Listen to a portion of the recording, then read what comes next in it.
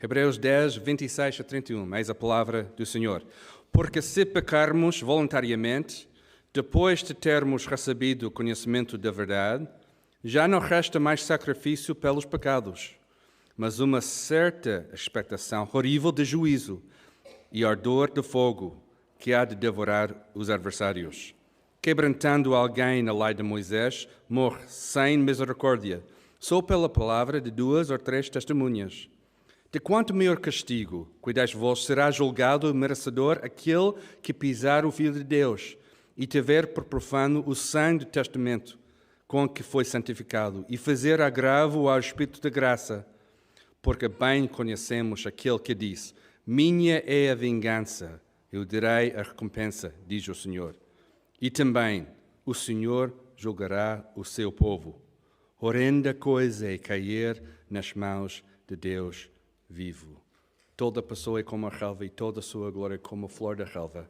Seca-se a relva e cai a sua flor, mas a palavra do Senhor permanece para sempre. Vamos tentar encontrar os nossos lugares e começar com a palavra de Deus aberta. Há muitos avisos na carta aos Hebreus, mas provavelmente este aviso é um dos mais fortes. Depois de encorajar a igreja para não abandonar a prática de reunir, o autor de Hebreus tem uma mensagem para as pessoas que intencionalmente continuam no seu pecado. Horrenda coisa é cair nas mãos do Deus vivo. O aviso é bem forte e serve como uma banda sonora para nos acordar e seriamente considerar o nosso compromisso a Cristo. O que é que está em causa?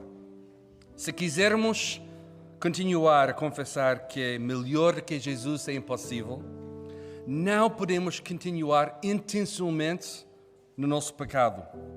A pessoa que continua intencionalmente no pecado revela o seu destino de perdição. Mas a pessoa que é exemplo vivo da frase melhor do que Jesus é impossível, revela o destino da vida, feito possível através de Jesus e o seu sacrifício na cruz. O aviso é para todos, do crente maduro até o crente mais imaturo, e do teu mais endurecido até o cético mais aberto. Por isso, queremos orar, pedindo ao nosso bom Deus para nos guiar durante a pregação da sua palavra. Vamos orar. Querido Deus, confessamos que não lidamos bem com avisos na nossa vida. Muitas vezes tentamos evitar um aviso porque depois de receber o aviso, temos de tomar a decisão de seguir ou não seguir a tua palavra. Muitas vezes ignoramos os teus avisos porque queremos viver em ignorância, a fingir que não temos de obedecer.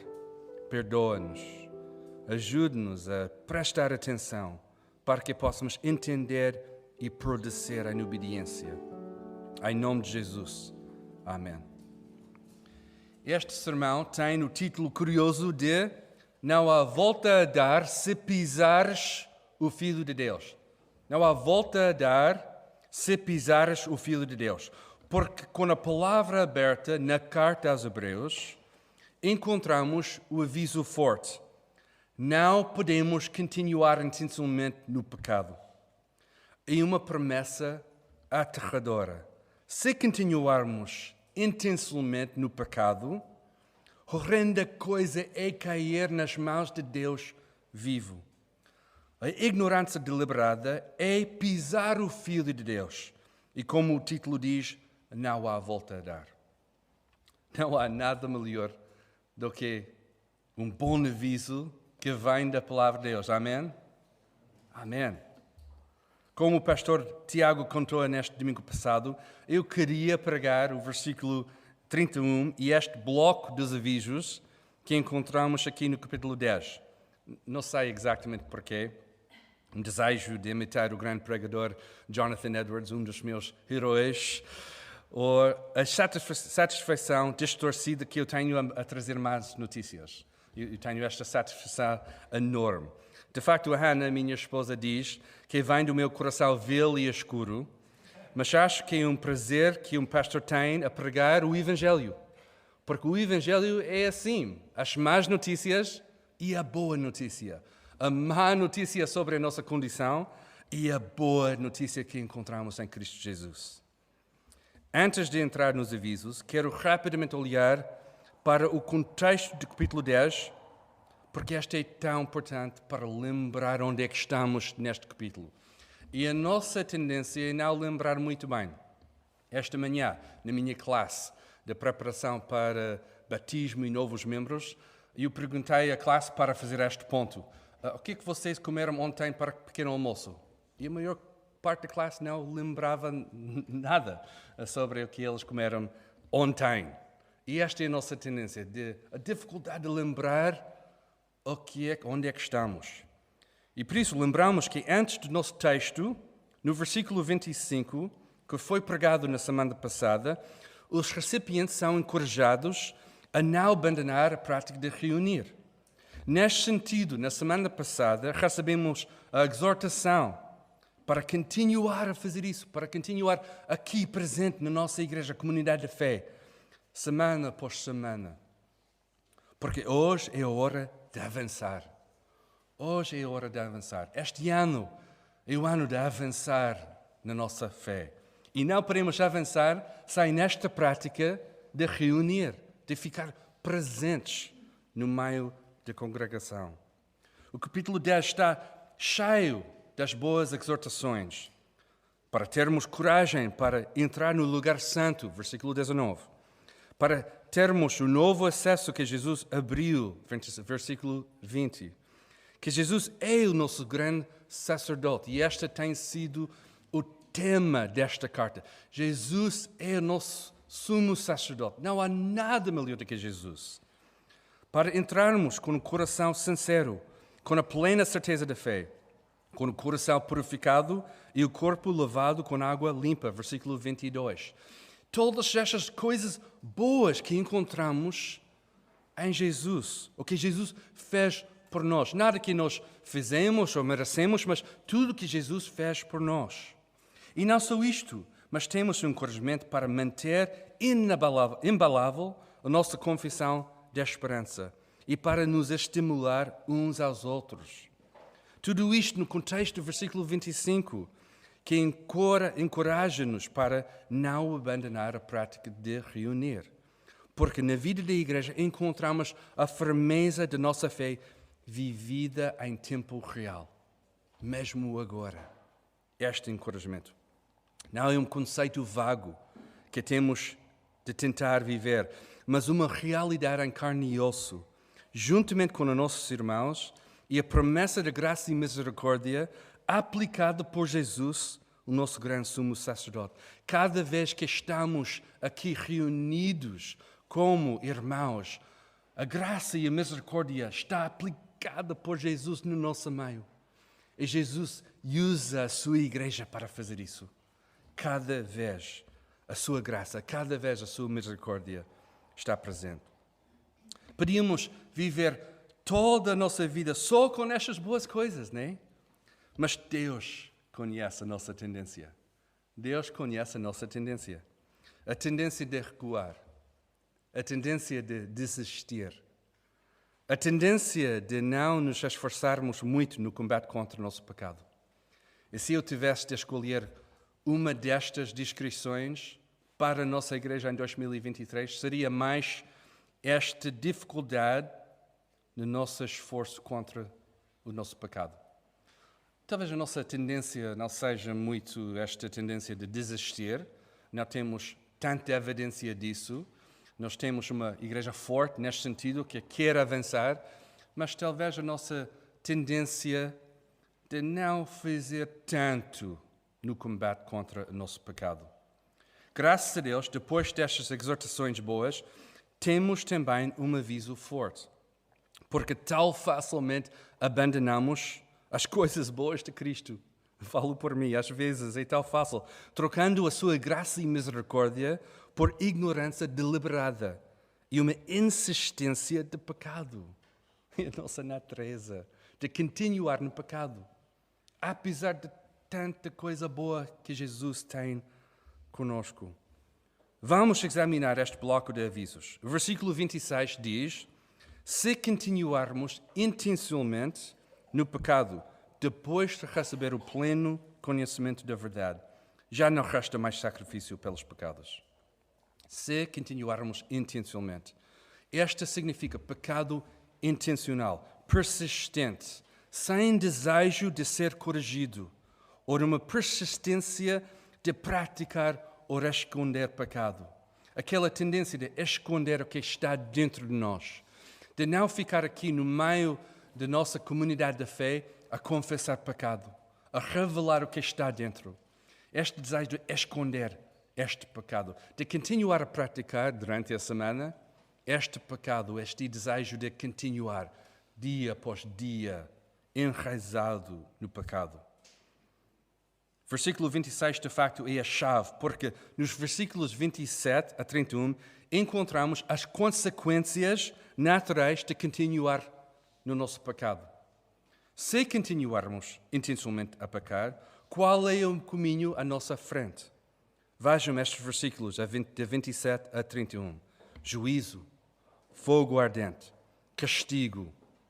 E hoje em dia não é tão popular falar acerca do inferno, este destino. Mas este é exatamente o que está a acontecer. Qual é o caminho em frente? Se quisermos continuar a praticar este pecado, juízo, fogo ardente, castigo. A promessa que o Senhor vai julgar o seu povo.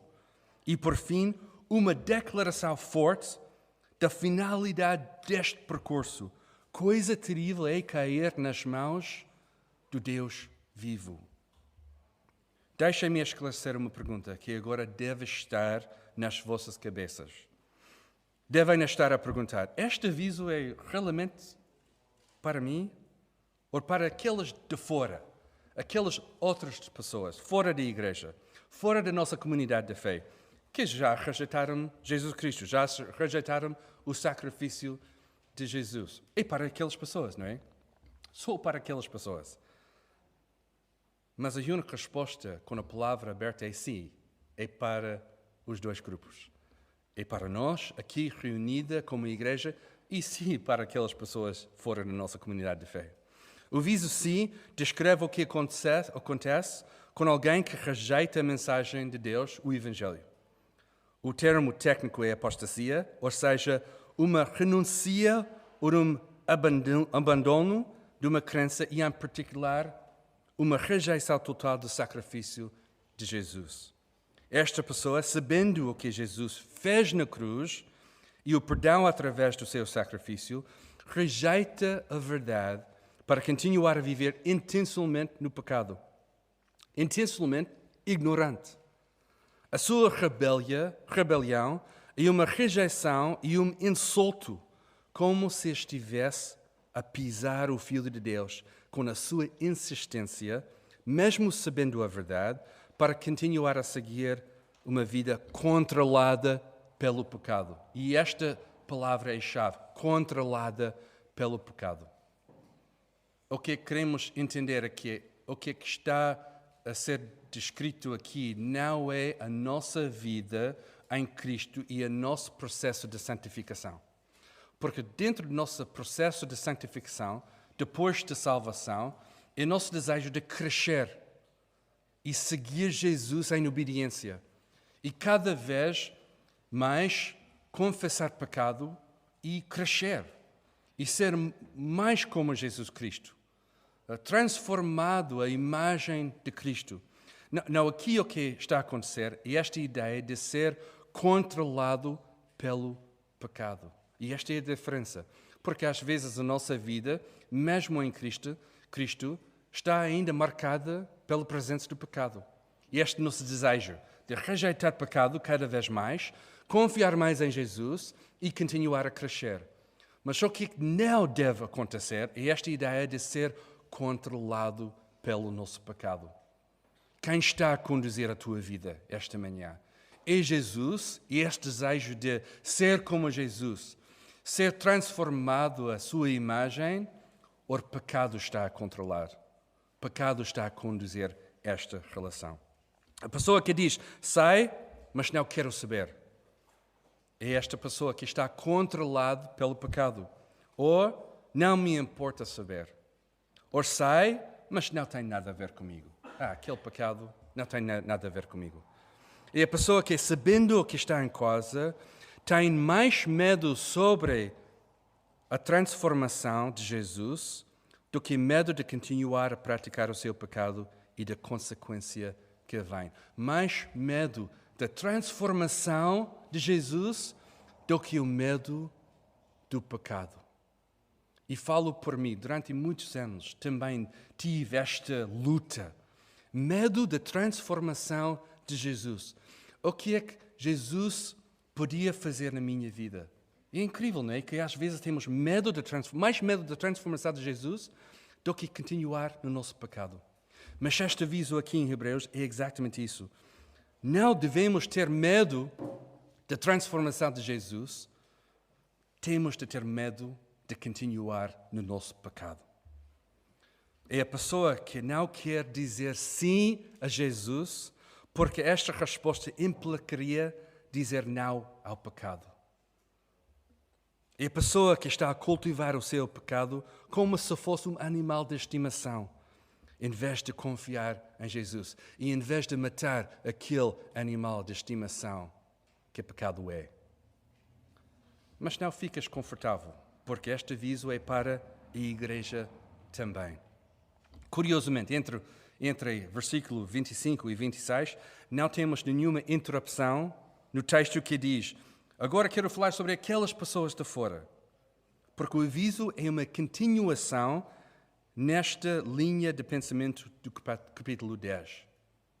O aviso é para a igreja porque a igreja é uma grande mistura de crentes e não crentes. Não fechamos as portas da igreja para proibir a entrada dos descrentes. Pelo contrário, abrimos as portas e convidamos todos para entrarem e ouvirem o Evangelho da graça. Não é interessante que este hábito de deixar abertas as portas da nossa igreja é uma questão de teologia. E o nosso desejo de abrir as portas e dizer: este Evangelho de graça é para todos, é para qualquer pessoa. E por isso, quando fazemos isso e abrimos as nossas portas, nós podemos ter esta grande mistura das pessoas aqui. Pessoas crentes que querem aplicar o trabalho de Jesus nas suas vidas e também pessoas que estão a ouvir pela primeira vez o Evangelho da graça. E, na verdade, a membresia desta igreja e de todas as igrejas evangélicas é reservada para as pessoas que confessam Jesus como Filho de Deus e são batizados. Mas deixem-me dizer, já vimos pessoas que disseram as palavras certas, que fizeram as coisas certas e mais tarde eles negaram a fé e foram-se embora. Esta já aconteceu comigo, neste ministério que eu tenho aqui em Portugal. Nesta igreja eu já batizei 5 pessoas. E podem dizer, só 5 pessoas, Pastor Mark. E depois deixo os outros fazem mais. Mas aconteceu comigo. Dos 5 que eu batizei, apenas 3 estão em boa relação com Jesus e a sua igreja local. 2 já foram embora. 2 já desistiram. Esta é a nossa realidade. Não podemos ficar aqui e pensar que este aviso tem a ver comigo. Isto acontece na vida da igreja. Neste sentido, por mais difícil que seja, a carta aos Hebreus está a dizer que sim, tens de dizer as palavras certas. Esta é importante. Tens de fazer as coisas certas. Mas a prova das tuas palavras e das tuas ações é a tua perseverança até ao fim. A tua perseverança até ao fim. Claro, a carta aos Hebreus diz que quando continuamos até o fim, Deus preserva a nossa fé. E esta é importante. Sem esta parte, não temos outra parte. Deus preserva a nossa fé e por isso continuamos em obediência. Esta é fundamental. Mas a ideia que Deus vai preservar a nossa fé não significa que não temos trabalho para fazer. nós temos trabalho para fazer, porque queremos seguir em obediência o que Deus está a fazer na nossa vida.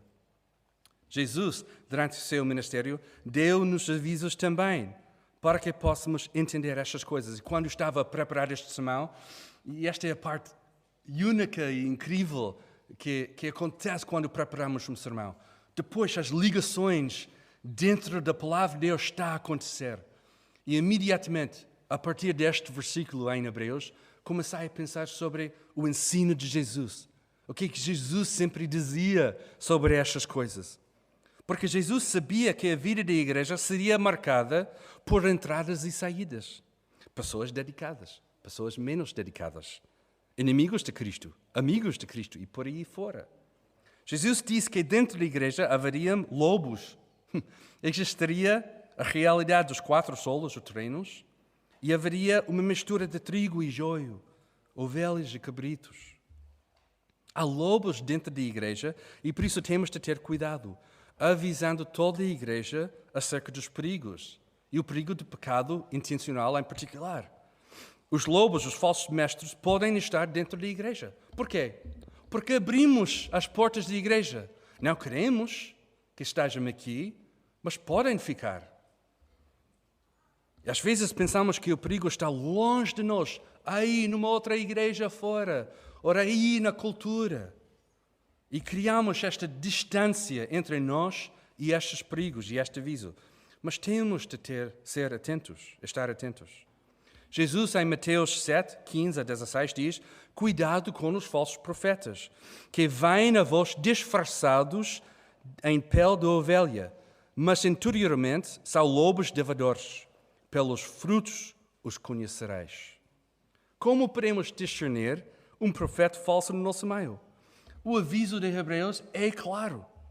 Se alguém está a ensinar que o sacrifício de Jesus não chega, significa que a pessoa já rejeitou a mensagem da cruz.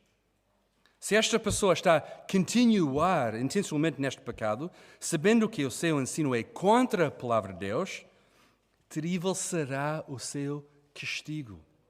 E a palavra afirma isso. Curiosamente, a mesma coisa estava a acontecer durante este tempo na carta de Hebreus. Os ouvintes da carta foram tentados a abandonar a fé, a recuar, abandonar, desistir, não tomar muito sério este combate contra o pecado.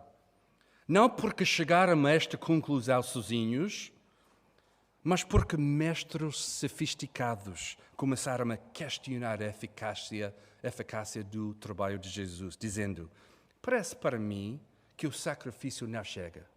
Não chega só Jesus. Devem ser coisas mais importantes que temos de tirar ou adicionar. E logo eles capturaram o interesse dos seus ouvintes. Também o aviso é para a igreja, porque a igreja é sempre uma mistura de duas coisas. Os 4 solos, terrenos, de Marcos 4, e o ensino de Jesus sobre o trigo e o joio e as ovelhas e os cabritos. O ensino de Jesus sobre os 4 solos é interessante, não é? Em primeiro lugar, existe só um solo que produz alguma coisa. De 4, só temos um que produz alguma coisa. Um solo fértil que produz alguma coisa, que produz 30, 60, 100 mais vezes do que foi plantada. Em segundo lugar, 2 dos solos têm um bom começo. Têm um bom começo, mas no fim, o que acontece? No final do dia, não dá nada, não há nada aí. Mas no início parece que esta está a crescer, que o semente está a crescer, mas no final não está. O ensino de Jesus sobre o trigo, o joio, as ovelhas e os cabritos também é interessante.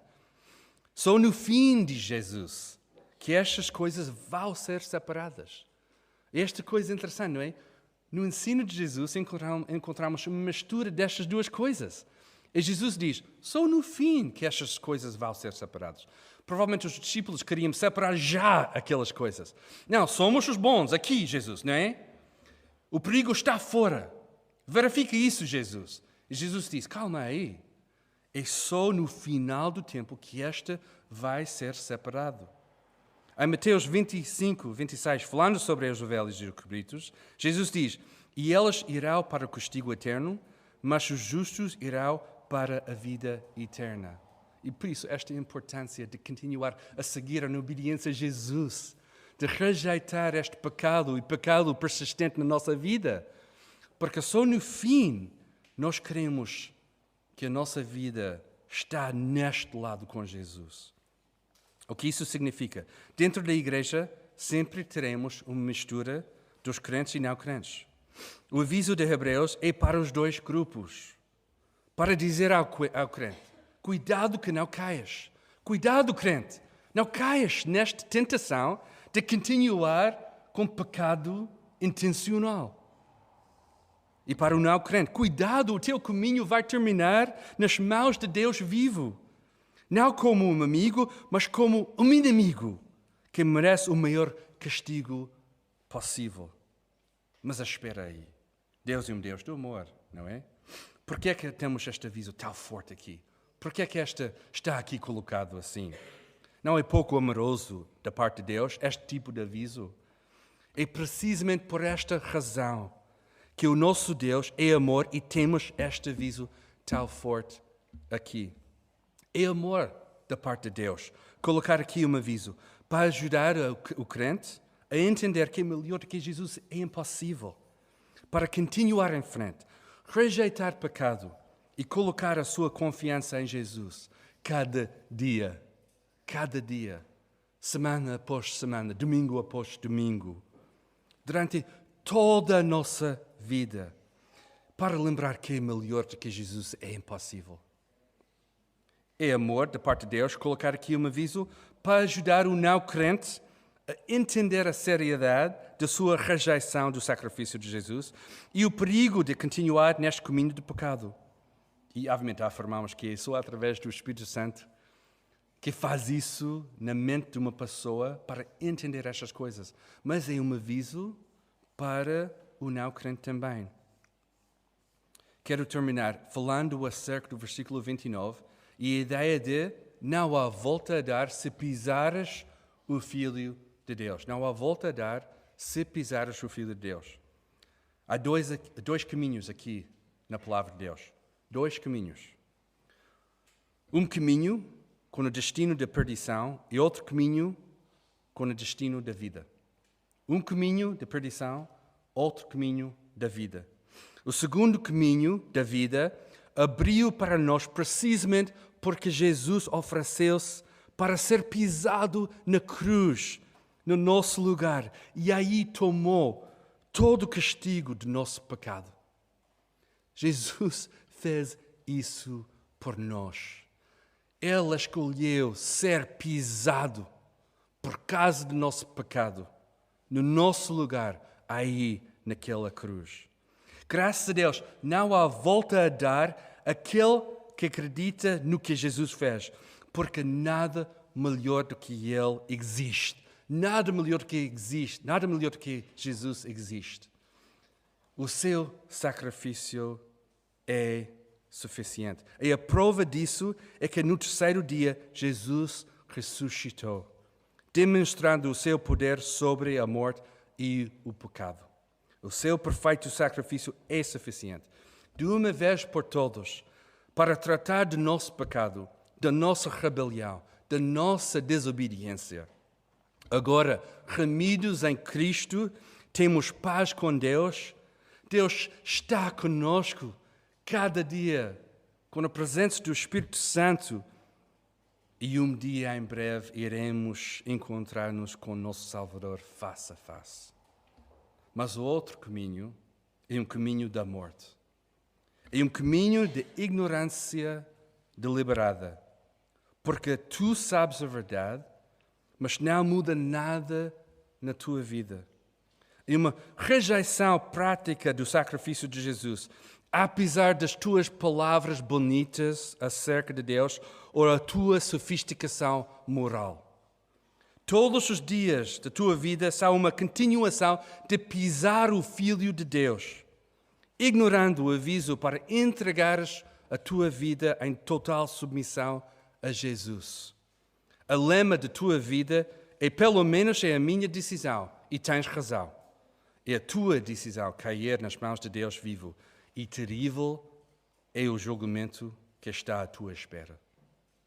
Cristão, se a tua vida está a ser marcada, dominada pelo pecado, só há uma resposta. Só há uma resposta: confessar o teu pecado. Não deixa pecado ficar contigo para controlar a tua resposta. Confessar o teu pecado. Não queres cair na tentação de continuar no teu pecado, na ignorância deliberada. Se quiseres continuar na fé, crescer na tua fé em 2023, ignorância deliberada não é uma opção para ti.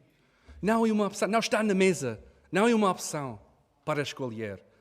Esta opção foi tirada pelo sacrifício de Jesus na cruz. Porque quando pertencemos a Cristo, esta não é uma opção. Continuar no pecado não é uma opção. E sim, caímos, pecamos, mas cada vez mais temos de ter a sensibilidade de continuar a pedir perdão, neste sentido de confessar o nosso pecado.